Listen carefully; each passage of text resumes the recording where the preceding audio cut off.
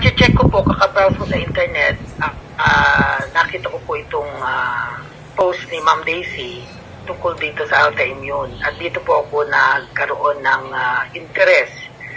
Dahil po ang autoimmune ay isang produkto na nakatulong sa mother ko. At her age na 87 years old, siya po ay malakas. Although nagkaroon po siya ng mild stroke.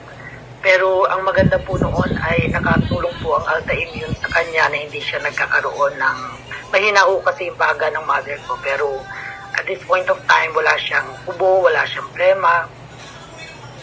At mula po nung ginamit namin ng autoimmune hanggang ngayon ay maganda po ang naging resulta sa mother ko. At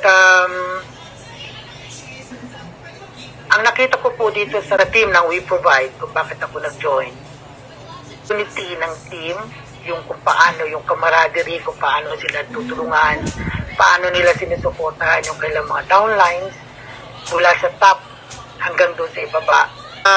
Ang nakita ko po sa pag-join ko dito ay hindi po mahirap na makabuo ka ng team. At tulad po ng ginagawa ko ngayon, ako po ay nagtatrabaho dito sa Canada. Pina-part-time ko lang po yung pag-refer. Ang ginagawa ko po, pagkatapos ng duty ko, nakatutok na po ako sa cellphone ko at nag-i-invite na ako. Nangungulit na ako ng mga kaibigan ko